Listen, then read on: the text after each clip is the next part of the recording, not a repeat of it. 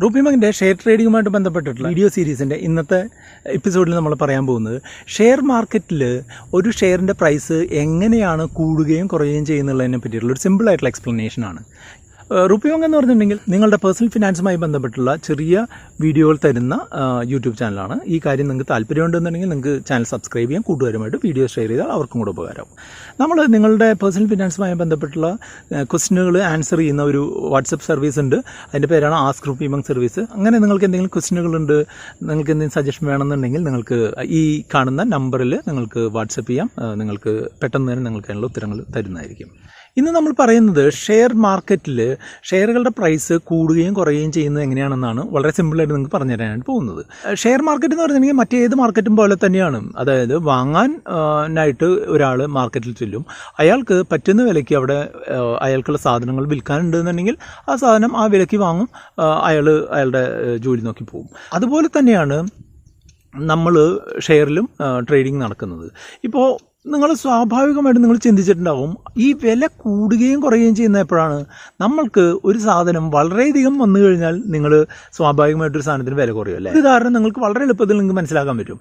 അതായത് ചില സമയത്ത് മാർക്കറ്റിൽ സവാള കിട്ടാത്ത ഒരു അവസരം വരുമ്പോൾ ആ മാർക്കറ്റിൽ എന്തുണ്ടാവും, സവാളയ്ക്ക് വളരെയധികം വില ഓരോ ദിവസവും കൂടിക്കൊണ്ടുവരും.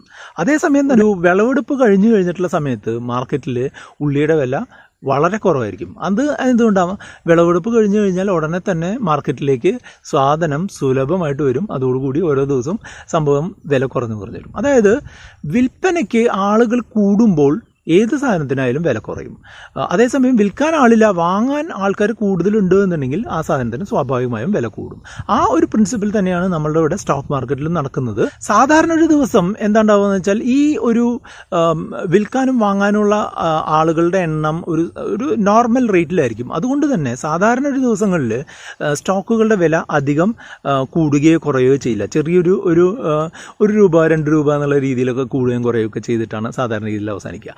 അതേസമയം തന്നെ എന്തെങ്കിലും വളരെ മോശമായിട്ടുള്ളൊരു ന്യൂസ് ഉണ്ട്, രാജ്യത്തെ സാമ്പത്തിക വ്യവസ്ഥയ്ക്ക് വലിയ പ്രശ്നമുണ്ട്, അല്ലെങ്കിൽ മറ്റെന്തെങ്കിലും രാജ്യങ്ങൾ തമ്മിൽ എന്തെങ്കിലും യുദ്ധം ഉണ്ടായി, അങ്ങനെയുള്ള സിറ്റുവേഷനൊക്കെ വരുമ്പോൾ ആളുകൾ വളരെയധികം പാനിക്കാവുകയും ആളുകൾ കയ്യിൽ കിട്ടിയ പൈസയ്ക്ക് വിറ്റ് കളയാനായിട്ട് സ്റ്റോക്ക് മാർക്കറ്റിൽ എത്തുകയും ചെയ്യും. അപ്പോൾ എന്താണ്ടാവുക? വിൽക്കാനായിട്ട് ആൾ കൂടി, അപ്പോൾ വില സ്വാഭാവികമായിട്ടും കുറയും. അപ്പോൾ അങ്ങനെയാണ് വില കുറവ് വരുന്ന ഒരു സിറ്റുവേഷൻ. ഏതൊരു സമയത്തായാലും എല്ലാ സ്റ്റോക്കിനും ഒരു വിലയുണ്ടായിരിക്കും. ആ വില എന്ന് പറഞ്ഞിട്ടുണ്ടെങ്കിൽ മറ്റൊന്നുമല്ല, അവസാനമായിട്ട് ഒരു ട്രാൻസാക്ഷൻ നടന്നപ്പോൾ അതിൻ്റെ വിലയാണ് ആ സ്റ്റോക്കിൻ്റെ അപ്പോഴത്തെ വില. നമുക്ക് ഈ സ്റ്റോക്കുകളുടെ വില മാറുന്നത് ഒരു ഉദാഹരണ സഹിതം നമുക്കൊന്ന് കാണിക്കാം. ഇപ്പോൾ നിങ്ങൾ ഈ ചിത്രത്തിൽ കാണുന്ന പോലെ ഒരു സ്റ്റോക്കിൻ്റെ ഇപ്പോഴത്തെ വില എന്ന് പറഞ്ഞിട്ടുണ്ടെങ്കിൽ 1100 ഇത് വാങ്ങാനായിട്ട് 3 പേരുണ്ട്, A, B, C. വിൽക്കാനായിട്ട് 3 പേരുണ്ട്, PQR.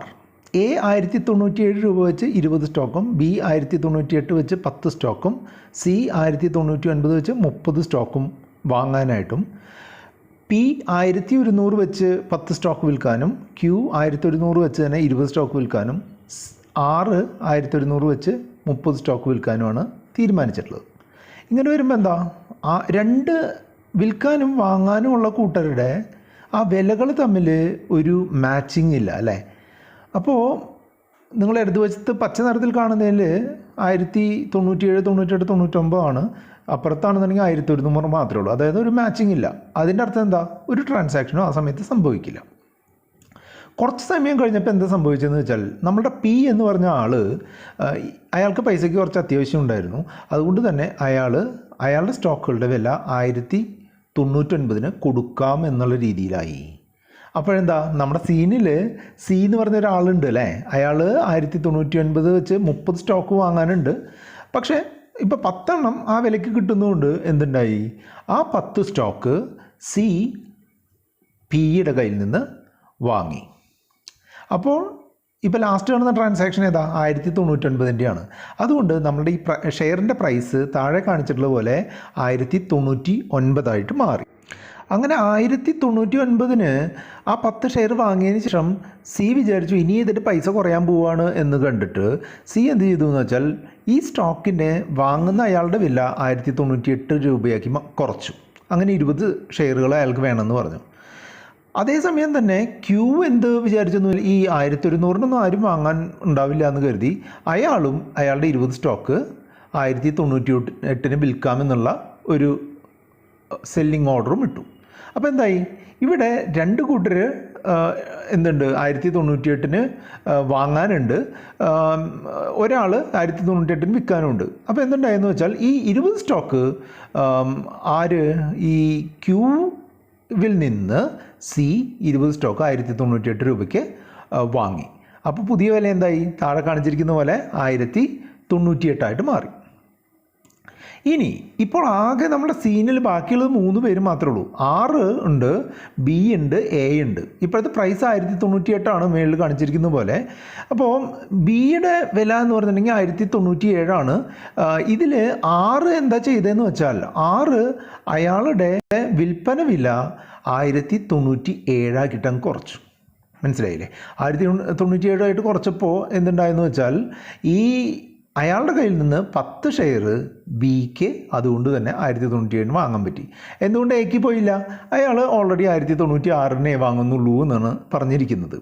അപ്പം ഇപ്പോഴത്തെ പ്രൈസ് എന്താണ്, 1097 വീണ്ടും കുറഞ്ഞു. ഇപ്പോഴത്തെ പ്രൈസ് 1097. നമ്മൾ 2 പേര് മാത്രമേ ഇപ്പോൾ സീനിലുള്ളൂ. ഇതിൽ എന്താ സംഭവിച്ചതെന്ന് വെച്ചാൽ 6 വിചാരിച്ചു ഈ 1097 ഇനിയും വിൽക്കുന്നത് അല്ലെങ്കിൽ അതിൽ താഴെ വിൽക്കുന്നത് അത്ര ലാഭകരമായിട്ടുള്ള ഏർപ്പാടല്ല, ഞാൻ ഇനി 1100 കിട്ടിയാലേ വിൽക്കുന്നുള്ളൂ എന്ന് അദ്ദേഹം തീരുമാനിച്ചു. അദ്ദേഹം അതിൻ്റെ വില 1100 കൂട്ടി. എക്കാണെന്നുണ്ടെങ്കിൽ ഈ ഷെയർ എങ്ങനെയെങ്കിലും വാങ്ങുകയും വേണം. അങ്ങനെയാകുമ്പോൾ എന്തുണ്ടായി, എയും അയാൾ 1100 വാങ്ങാം എന്നുള്ളൊരു സിറ്റുവേഷനിലെത്തി. അപ്പോൾ 2 പേരും വില 1200 മാറ്റിയപ്പോൾ ആ 20 ഷെയർ 6ൻ്റെ കയ്യിൽ നിന്ന് എയുടെ കയ്യിലേക്ക് മാറ്റപ്പെട്ടു. പുതിയ വില 1100 മാറി. അപ്പോൾ ഇതിൻ്റെ ഒരു നട്ട്ഷെൽ എന്താണെന്ന് വെച്ചാൽ, നമ്മൾക്ക് മാർക്കറ്റിൽ എപ്പോഴും 2 തരം ആൾക്കാരുണ്ടായിരിക്കും. വാങ്ങുന്നവരും വിൽക്കുന്നവരും ഉണ്ടായിരിക്കും. വാങ്ങുന്ന ആളുകൾ അയാൾക്ക് വാങ്ങാൻ പറ്റുന്ന ഏറ്റവും വലിയ വില അവിടെ കൊടുക്കും. അതേപോലെ തന്നെ വിൽക്കുന്ന ആളുകൾ അവർക്ക് വിൽക്കാൻ പറ്റിയ ഏറ്റവും കുറഞ്ഞ വിലയും കൊടുക്കും. അത് തമ്മിൽ മാച്ച് ആവുന്ന സമയത്ത്, എൻ്റെ വാങ്ങൽ വിലയും അപ്പുറത്തുള്ള ആളുകളുടെ വിൽക്കൽ വിലയും മാച്ച് ആവുന്ന സമയത്ത് ആ ഒരു ട്രാൻസാക്ഷൻ നടക്കും. അതായിരിക്കും പിന്നീടുള്ള സ്റ്റോക്കിൻ്റെ വില.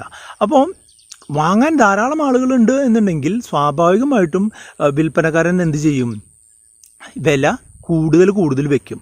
അപ്പോൾ സ്റ്റോക്കിൻ്റെ വില കൂടും. അതേസമയം വാങ്ങാൻ ആൾക്കാരില്ല എന്നുള്ളൊരു സിറ്റുവേഷൻ വരികയാണെങ്കിൽ എന്തുണ്ടാവും, വിൽപ്പനക്കാരൻ വില കുറച്ച് കൊണ്ടുവരും. എങ്ങനെയെങ്കിലും വിൽപ്പന നടക്കട്ടെ എന്ന് വിചാരിച്ച് വില കുറച്ച് കൊണ്ടുവരും. അപ്പോൾ സ്റ്റോക്കിൻ്റെ വില താഴാനും അങ്ങനെ സ്റ്റോക്ക് താഴ്ന്ന വിലയിൽ വിറ്റുപോകാനും സ്റ്റോക്കിൻ്റെ വില താഴാനും തുടങ്ങും. അങ്ങനെയാണ് ഈ വാങ്ങലും വിൽപ്പനയും നടക്കുന്നത്. അങ്ങനെയാണ് സ്റ്റോക്കിൻ്റെ വില ഉയരുകയും താഴുകയും ചെയ്യുന്നത്. ഇത് കുറേ സമയമെടുത്ത് നടക്കുന്ന പ്രോസസ്സൊന്നുമല്ല. ഒരു സെക്കൻഡിൽ തന്നെ ആയിരക്കണക്കിന് ട്രാൻസാക്ഷനുകളാണ് സ്റ്റോക്കിൽ വരുന്നത്. ഈ ഈ പറഞ്ഞിട്ടുള്ള ചേഞ്ച് എല്ലാം നടക്കുന്നത് 1 മിനിറ്റിലോ 2 മിനിറ്റിലോ ഈ കാര്യങ്ങളെല്ലാം ചേഞ്ച് നടക്കും. ഇന്നത്തെ RupeeMonk സ്റ്റോക്ക് ടിപ്സിലേക്ക് സ്വാഗതം. ഇന്ന് നമ്മൾ 3 കാര്യങ്ങളാണ് പറയാൻ പോകുന്നത്. ഒന്ന്, നമ്മളൊരു ഇൻവെസ്റ്റർ ആണ് എന്നുണ്ടെങ്കിൽ സ്റ്റോക്കിൻ്റെ പ്രൈസ് ഡെയിലി മോണിറ്റർ ചെയ്യേണ്ട കാര്യമൊന്നുമില്ല. നമ്മൾ ഒരു പ്രൈസിന് നമ്മൾ വാങ്ങിക്കഴിഞ്ഞാൽ നമ്മൾ ഉദ്ദേശിക്കുന്ന ഒരു പ്രൈസ് എത്തുന്നവരെ നമുക്ക് സമാധാനപരമായിട്ടിരിക്കാം. അത് നല്ല സ്റ്റോക്കാണെങ്കിൽ ആ പ്രൈസിലെത്തും, ആ സമയത്ത് നമുക്ക് വിറ്റാൽ മാത്രം മതി. അല്ലാതെ ഓരോ മിനിറ്റിലും ഇതിൻ്റെ പ്രൈസ് എത്രയായി, കൂടിയോ കുറഞ്ഞോ എന്ന് പറഞ്ഞ് ബേജാറേണ്ട കാര്യമില്ല എന്നുള്ളതാണ് ഒന്നാമത്തെ ടിപ്പ്. രണ്ടാമത്തെ ടിപ്പ് എന്താണെന്ന് പറഞ്ഞാൽ, വളരെയധികം സ്റ്റോക്കുകൾ ഒരുമിച്ച് വാങ്ങുകയോ വളരെയധികം എമൗണ്ട് ഇൻവെസ്റ്റ് ചെയ്യുകയോ ചെയ്യരുത്. അത് നമ്മളുടെ ഫിനാൻഷ്യൽ സ്റ്റെബിലിറ്റിനെ ബാധിക്കും. അതാണ് പറയുന്നത്, എപ്പോഴും ബേസിക്സ് പാലിച്ചുകൊണ്ട് തന്നെ നമ്മൾ ഇൻവെസ്റ്റ്മെൻറ്റോ ട്രേഡിങ്ങോ നടത്തുക എന്നുള്ളത്. എപ്പോഴും നമുക്കൊരു റിസ്ക് പ്ലാൻ ഉണ്ടായിരിക്കണം, അല്ലെങ്കിൽ റിസ്ക് സ്ട്രാറ്റജി ഉണ്ടായിരിക്കണം എന്ന് പറയും. അതെന്താണെന്ന് വെച്ചാൽ, 1000 രൂപയ്ക്ക് വാങ്ങിയൊരു ഷെയർ 900 രൂപയായാൽ നമ്മൾ അത് വിറ്റ് കളയാം എന്നുള്ള ഒരു ഇതിനെ നമ്മൾ സ്റ്റോപ്പ് ലോസ് എന്നൊക്കെ പറയും. അതെന്താണെന്ന് വെച്ചാൽ, നമ്മൾക്ക് കൂടുതൽ നഷ്ടം വരാതെ നമുക്ക് പുറത്ത് കിടക്കാനുള്ളൊരു മാർഗ്ഗമാണ് ഈ സ്റ്റോപ്പ് ലോസ് എന്ന് പറയുക. അപ്പോൾ നമുക്ക് 1000 വാങ്ങിയൊരു സ്റ്റോക്ക് നമ്മൾ 1200 പോകുമെന്ന് വിചാരിച്ച് വാങ്ങിയ സ്റ്റോക്ക് 900 വന്നു കഴിഞ്ഞാൽ നമുക്ക് 100 രൂപ നഷ്ടമാണ് ഒരു ഷെയറിന്. പക്ഷേ അത് 800ലേക്കോ 700ലേക്കോ പോകുന്നതിന് മുമ്പ് അത് വിറ്റ് കളഞ്ഞാൽ നമ്മളുടെ നഷ്ടം 100ൽ നിൽക്കും. അപ്പോൾ അങ്ങനെ ഓരോ സ്റ്റോക്കിനും ഒരു സ്റ്റോപ്പ് ലോസും കൂടെ വെച്ച് ഇൻവെസ്റ്റ് ചെയ്യുന്നതായിരിക്കും നല്ലത്. അതുപോലെ തന്നെ ചെറിയൊരു ടാർഗറ്റ് വെച്ചിട്ട് അത് സെല്ല് ചെയ്ത് മാറുന്നതൊക്കെ ആയിരിക്കും ഒരു ഷോർട്ട് ടേം ഇൻവെസ്റ്ററെ പറ്റിയിട്ട് നല്ലതായിട്ട് തോന്നുന്നത്. അപ്പോൾ ഇതിൽ കൂടുതൽ കാര്യങ്ങൾ അറിയാനായിട്ട് നമ്മളുടെ മറ്റുള്ള വീഡിയോകൾ ഷെയർ ട്രേഡിങ്ങിനെ പറ്റിയിട്ടുള്ള മറ്റുള്ള വീഡിയോകൾ നിങ്ങൾക്ക് കാണാം. അതോടൊപ്പം തന്നെ ഈ വീഡിയോകൾ നിങ്ങൾക്ക് ഇഷ്ടപ്പെട്ടുവെങ്കിൽ ചാനൽ സബ്സ്ക്രൈബ് ചെയ്യാം, കൂട്ടുകാരുമായിട്ട് വീഡിയോ ഷെയർ ചെയ്യാം.